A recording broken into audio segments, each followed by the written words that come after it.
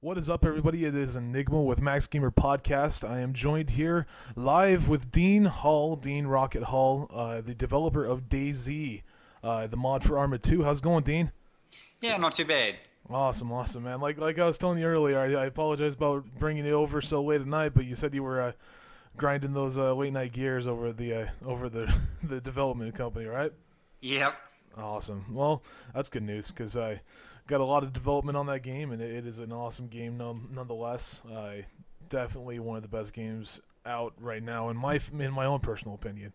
I mean, and some people call it a mod, but in my personal opinion, I think it should be its own game. I know that it was developed off of the Arma 2 stuff, but in my own personal opinion, I think it should be considered a full-fledged game for sure, not a mod.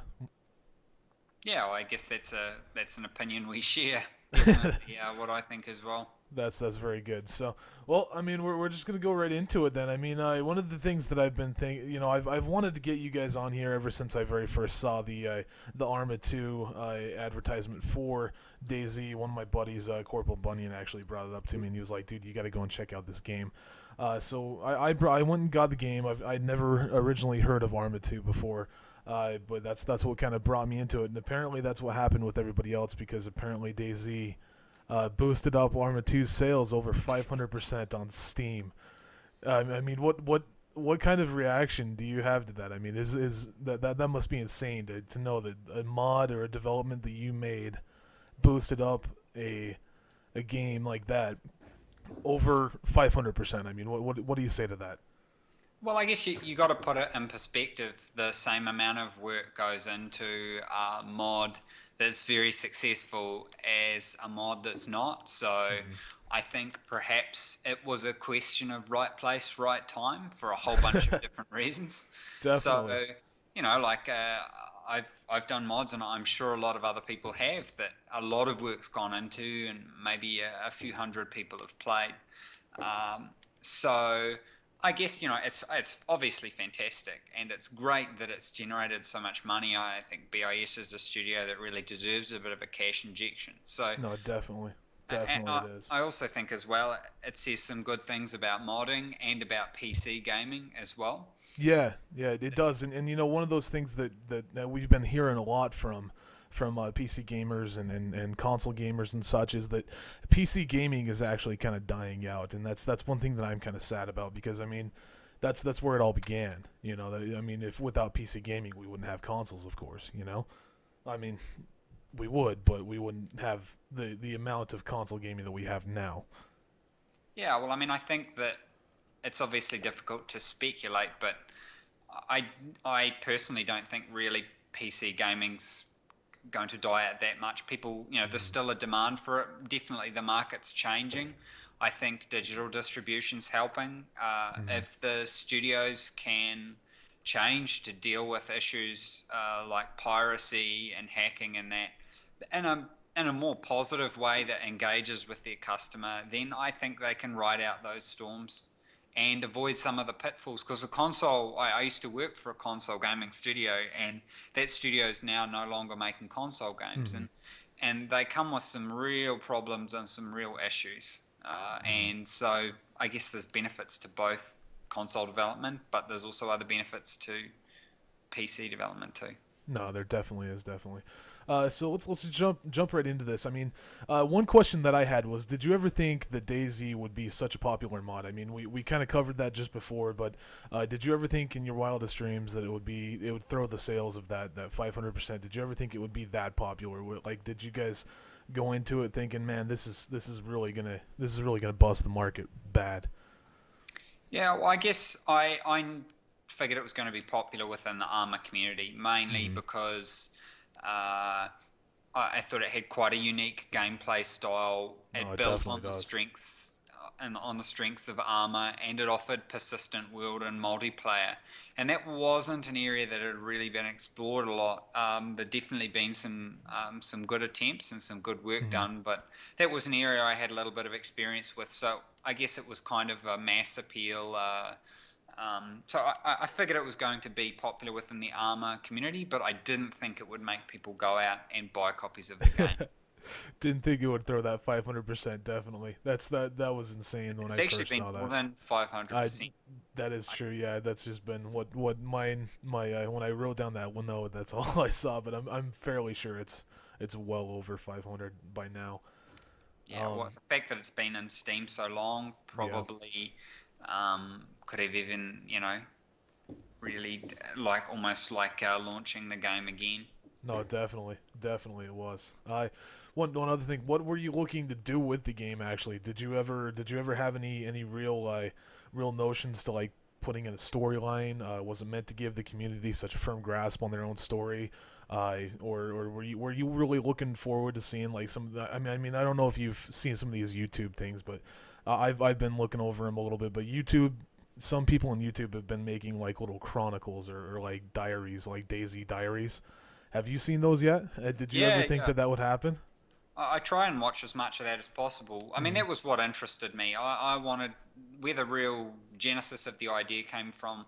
I wanted to be able to, I guess, test my grit and see how I do in that situation. So I really wanted it to be, virtually entirely player generated. There was Mm-hmm. some, I did have some thoughts to put in some kind of main storyline or quest at one point, but I abandoned it pretty quickly Yeah, yeah. and just stuck with the gameplay because I found that it was too easy to get distracted on coming up with a cool story and doing this Mm-hmm. and that, and what you think is a cool story is different to the next person.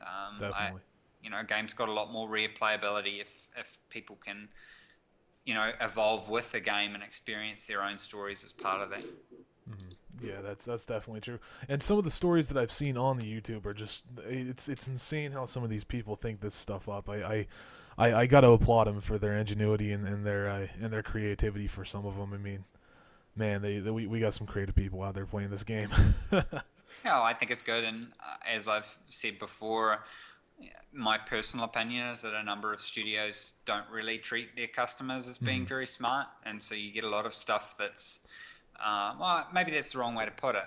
They think that their customers are going to get upset too easy, Mhm. so they reduce the way that the game plays, and there's a lot of hand holding and things like that. And I guess this game flies in the complete opposite direction, a direction that Arma 2 was heading in, and says no, the players are smart and the players aren't special, and they're going to learn and they're going to adapt, and that in doing that it's fun.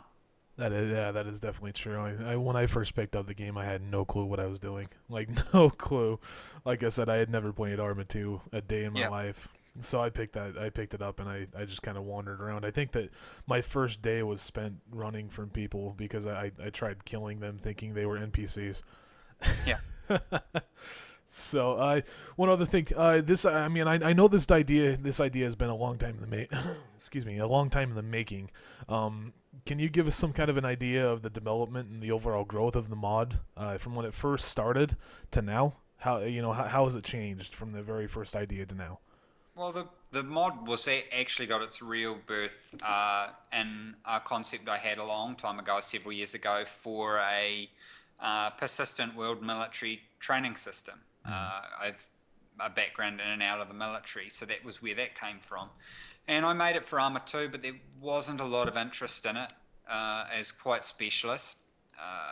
Basically DayZ without zombies, and so, but with a lot of military stuff. Uh-huh. And then I decided, my modding is really all about experimentation, and I tend to keep my mods pretty secret because I find that helps remove ego and it removes a whole bunch of other things that you can get really hung up on, and you lose your Definitely. direction very quick.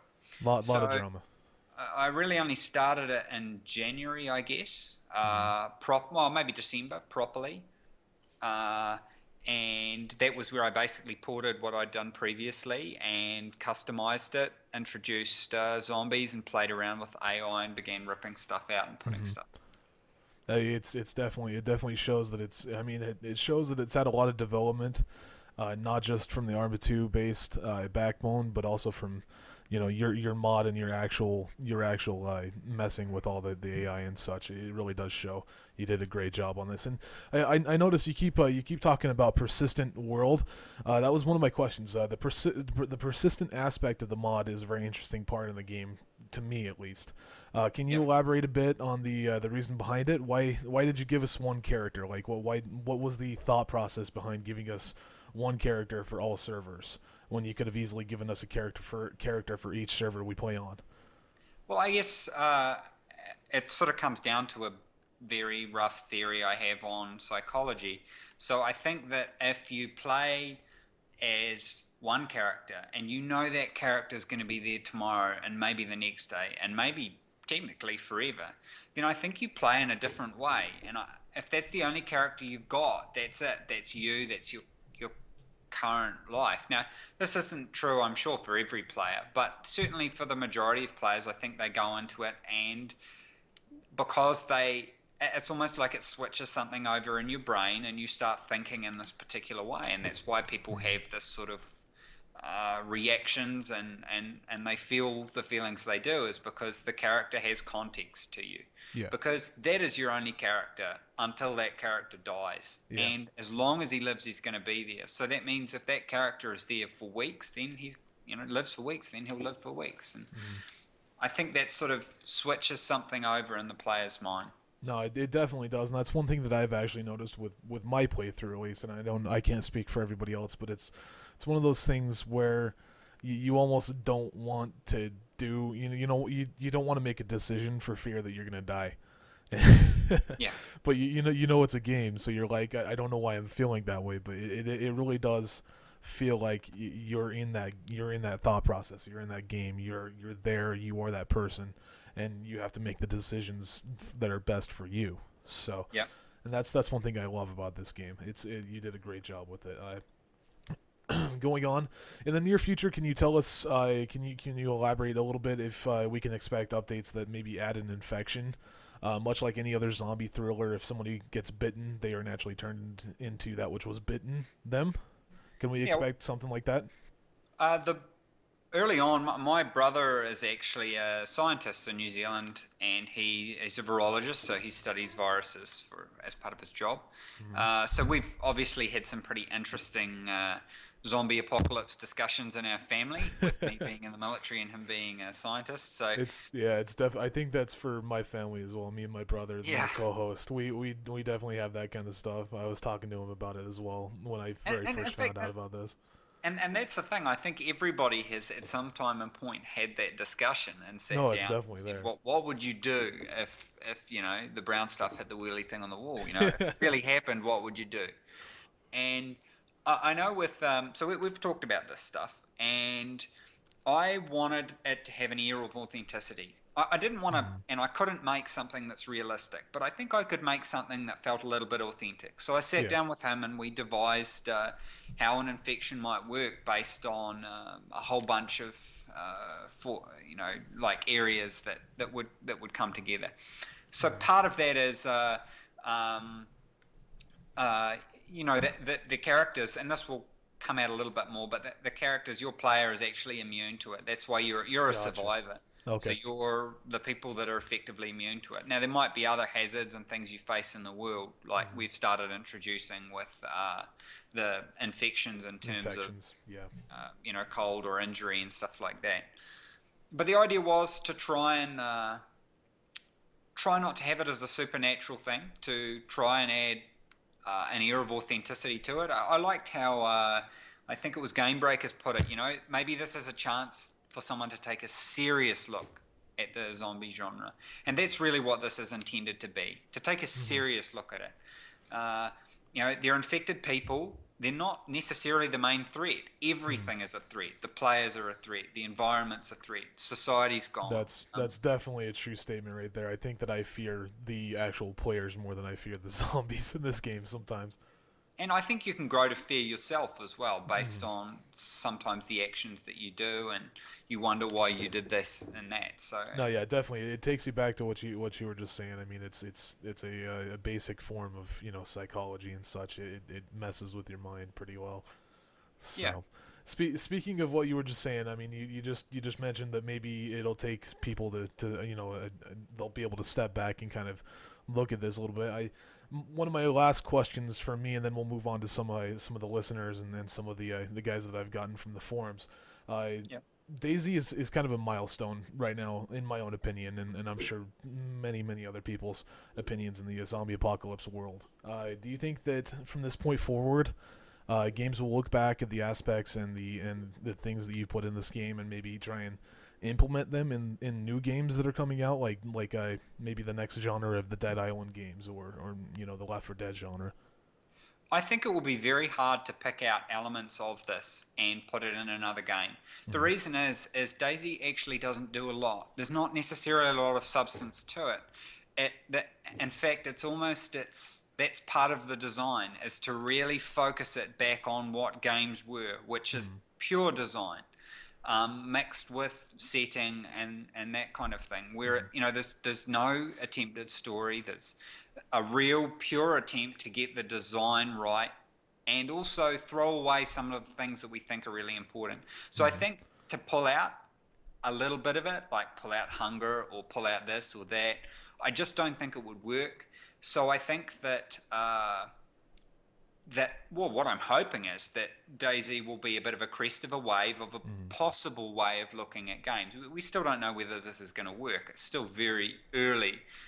Everything's exciting, but is there actually really something in here that can be taken away? And I think that will only come out over time in the months that go on, and as the experiment continues, and whether that experiment becomes its own game. Yeah, so I think that it will be hard to pick out little bits of it, and I think that this would need to become commercially and critically successful before studios would turn around and say, yep, no, I think maybe we need to take a bit of a look at how we're approaching gamers, and maybe there's still a good market for PC gamers. There's still a pretty good buck to be made there. Definitely.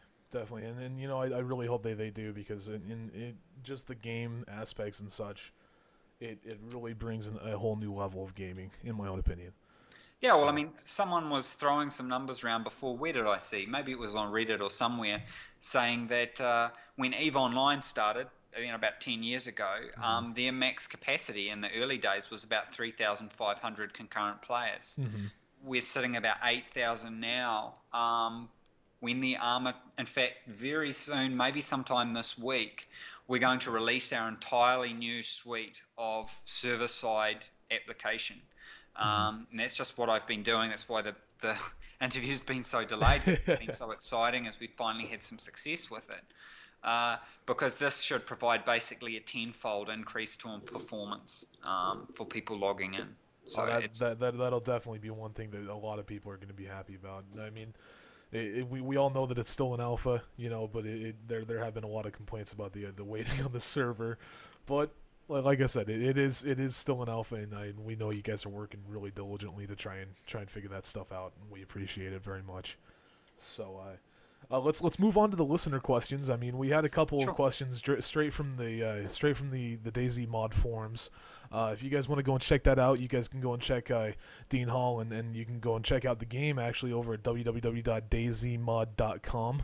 If you want to go and check out the forum, I believe it's /forum on top of that, or you can just click on the forum right there on the front page.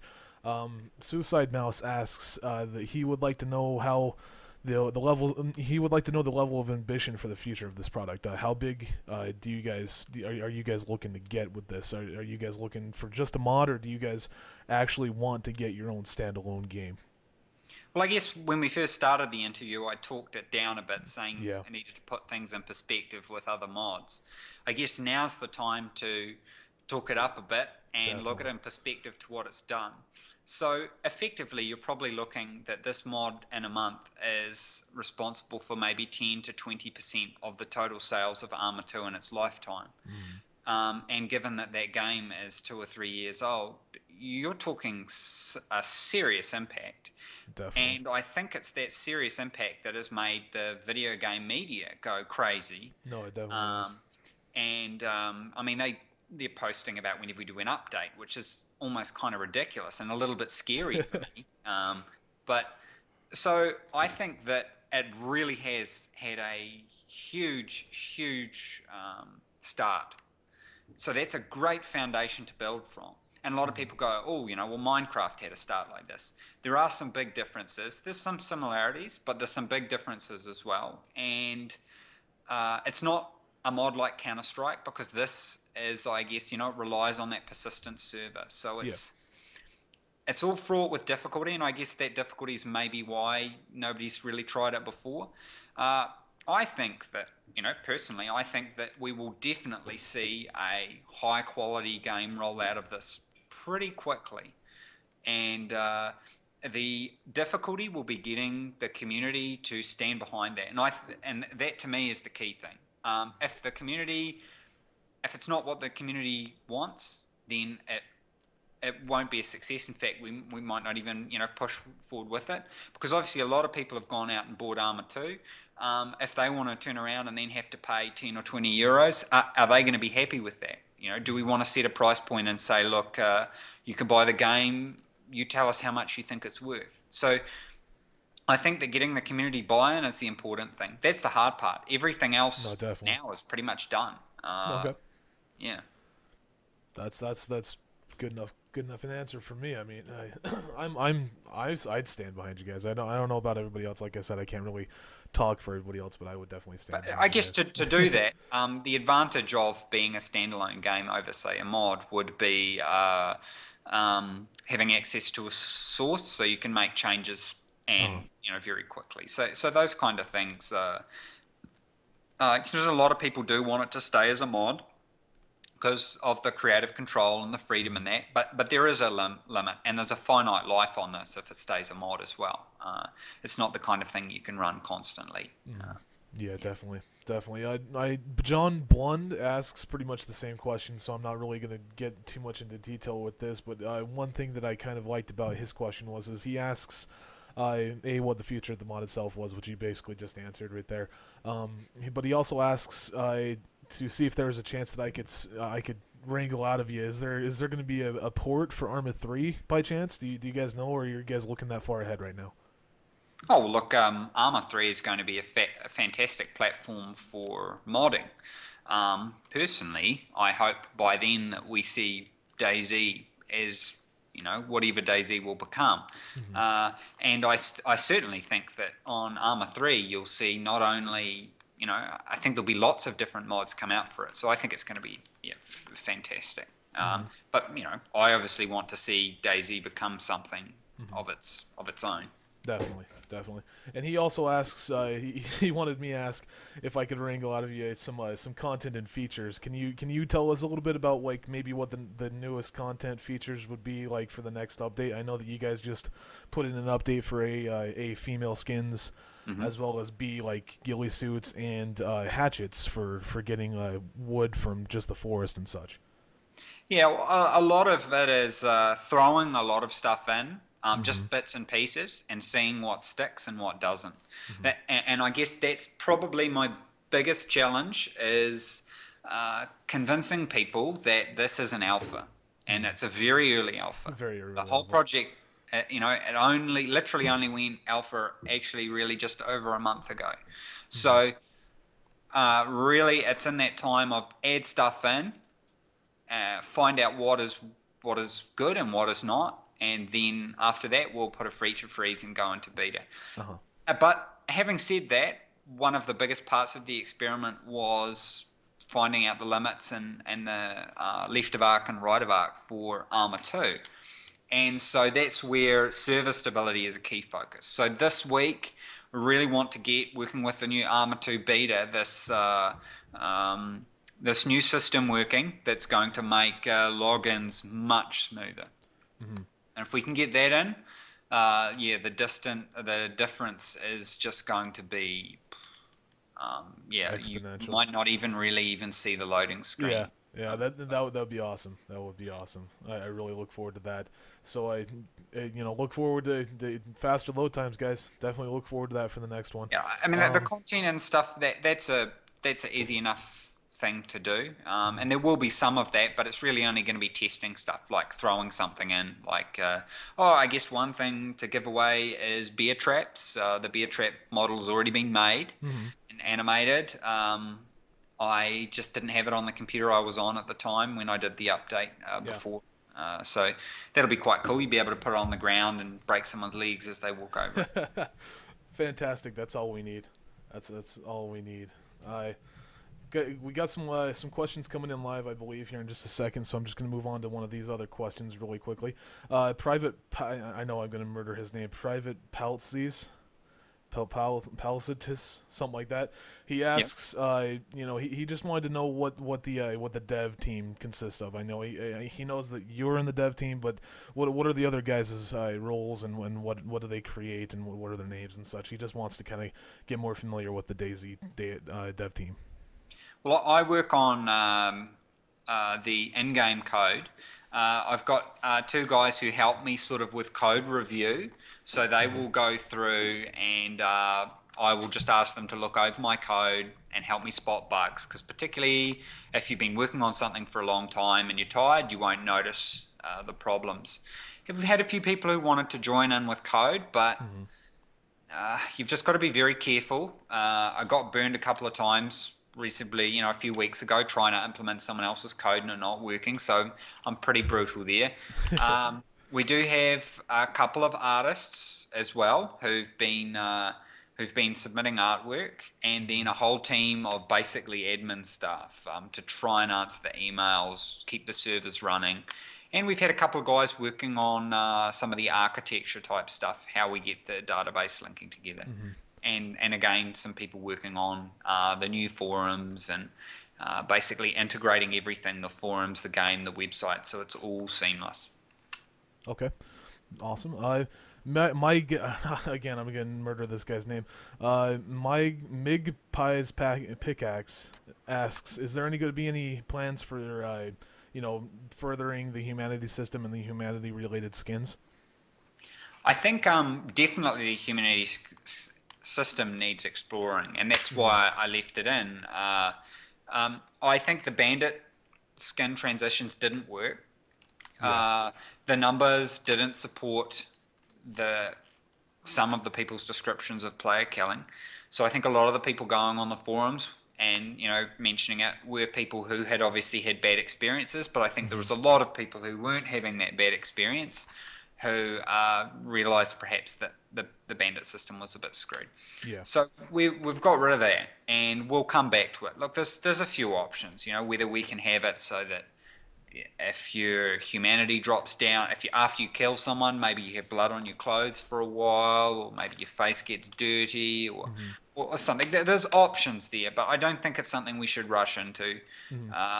Definitely take your time. Take your time. Yeah. So, another question straight off of our Twitch TV. QXC9 asks, is there any new plans, or is there any plans for new weapons anytime soon? Can we expect some of that, or is that all just based off of the Arma 2 randomly generated weaponry and such?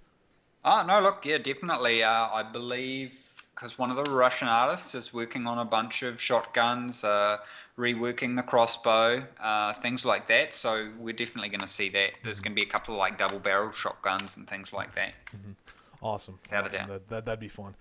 Kiku Online asks, he's not sure if this has been answered, but it hasn't yet. He wants to know, he or she wants to know, is there any plans for revamping the nighttime with no moon? He says it's extremely hard to play at all with an MVG. The game should sync its time to the server. Now, unfortunately, because Chernarius has one latitude and longitude setting, that means that all the servers share the same moon cycle. And not all of them are necessarily loading in properly because of some overloading issues. So if at that calendar day, at that latitude and longitude, there's no moon, then it will be dark. There's technical reasons why at the moment it needs to be linked in terms of time. Once those technical issues are overcome, we might look at having it so that the day-night cycle is sped up, or maybe not. Maybe we'll stick with the 24-hour cycle. But I think probably we'll just give you more options to light the world up around you, and maybe give you options for reverse cycle servers or something. Definitely. That'd be awesome. That would be awesome. Ikneomon, I'm terrible with names. Ikneomon asks that a lot of players attempt to view DayZ as a microcosm of human behavior and speculate about what would happen if was a real life thing. Do you have any sort of speculations, often based on no evidence? Or I'm sorry, do you have any speculations if this kind of hinders the game development or anything like that? Look, I think that any system which has its basis in people is a fascinating opportunity to look at how people react. Just because, I mean, I'm not suggesting that it's a realistic or even necessarily fully authentic portrayal of what would happen in a zombie apocalypse. But you do see some, perhaps at times, multiplied, behaviours. There might be a lot more multiplied in this situation, but I think that, and that's why the advice that I'd give to a new DayZ player would be the same as you give the advice to someone who's facing a natural disaster. Have a plan and don't do anything stupid. Definitely. And so I think there are some interesting stuff you can see from it, and particularly if you look at the data at the database level, you can see some really interesting stuff. The people that survive are the people who group together, and the decisions they make and the approach they take and where they go. It all has a significant impact on whether they survive or not. Gotcha. We got another question from our Twitch.tv chat right now. He asks, do you worry about the huge influx of new players maybe impacting the vision on the game? Like, do you see any type of changes to the worse because of the high impact of users playing the game or not? That's why I liked developing the mod largely, not in secret, but just, with me, and then just I'd feed ideas off a few friends of mine who were very close. Because you can develop it without ego, and by ego I don't necessarily mean thinking, wow, my ideas are awesome. Yeah. I mean that you start to take people's feedback. You want to please people. It's a natural human trait. And that can be a good thing and it can be a bad thing. There's times when I need to turn around and go, yep, no, that idea was bad, or that idea needs to change. Definitely. But sometimes it's bad to just go, oh, well, a couple of people have posted they don't like that in the forums, I'm going to change that. So that's very hard to navigate now. Very, very hard. And so that's unfortunate, but the project reached a point where it had to be opened up to a public alpha because the capacity testing was the major issue, and that's what we're doing really now. So yeah, it's going to be hard to balance it, but that's just, I guess that's what my job is, and that's what I've got to learn to do. Is to balance those things. You can't hide from that. Definitely. A couple more questions. Is there any intent on maybe expanding the map, or maybe adding on more enterable buildings within the current map, or possibly just removing / adding more loot spawners? That was asked by Elias and Skippy. Look, if this became its own game, I would think that would be part and parcel, but with what people would be paying for. They would be paying for more. Those are things that require access to the source, so they're not the kind of things you would easily see in a mod. But in its own, custom standalone cycle, then definitely, I would see those as first off the block for delivery. There you go, guys. One last question right here, and then this is a big one. I know a lot of people are asking about this. Do you value, how much value do you put on like user input? Like do you guys take user input, like user ideas and such, or are you guys just strictly we've got an idea of what we want for the game? We do take suggestions, but there's possibly a big possibility that it's not going to happen. I think input isn't much use, but discussion between those developing it and those playing it, that's got huge value. But achieving that is very difficult. I've never really seen that at any company I've worked at, and that's what I've been trying to do on the forums for better or worse. As to get into discussions with people, and sometimes that involves getting angry, sometimes that involves people passionately explaining one thing. Sometimes maybe that involves people getting upset and annoyed with each other. And I think that the community needs to let me do that, and also let me make some mistakes too. Nobody's perfect. I'm not perfect. And by the same token, I need, the development team needs to let people discuss these things. And that's why I've told the forum moderators to be very loose on how we do the forums. It's a pain in the ass when 90 people create a new topic about the same thing. But the same topic, yeah. I told them, really all we do is we'll prune people out who are being disruptive. And I think I banned someone before because they were just being racist and just being an idiot. And I was like, no, that's just being disruptive. But if someone comes in and they're trying to make a point and they're not making it well and they're posting it in the wrong place, well, I mean, nobody's going to die. So, and that's kind of, I guess, again, a rough theory I've got about how things like 4chan and Reddit work, because I read a lot of those forums, NeoGAF and that. They're kind of random, but because of the way that users can interact, the important topics rise up. And that's kind of what's happening on the forums. I don't know if you've seen this. There's so many users on the forums that the important topics get a lot of discussion on them. So They definitely do. that... I don't know, it's that lack of structure and that ability for people to discuss is really important. So input itself, not that important, but discussion, very important. Definitely very important. Well, that's it. Looks like that's all the questions that I got for you. Really, it's been a pleasure, Dean. Thank you very much for sitting down with me and having a chat with us. Do you got anything else that you'd like to say to the listeners? I mean, we got about 40-ish listeners or so. Do you got anything you'd like to say to those guys? I just refreshed the page before. We've hit 120,000 unique players, which is pretty cool. There you go. And if anyone's coming to E3, come along to the booth and say good day. I think I'm at 457, I think. The BI booth, anyway. I'll be wearing a DayZ t-shirt. We're definitely going to try and get out there then. Cool. I don't know if it's going to happen, but Max Gamer Podcast will definitely try to get out there. So, well, like I said, I appreciate you sitting down with me, man. You got a great game, great concept behind it, and I wish you guys all the best. I really do. Awesome. You guys can, like I said, you guys can go and check these guys out.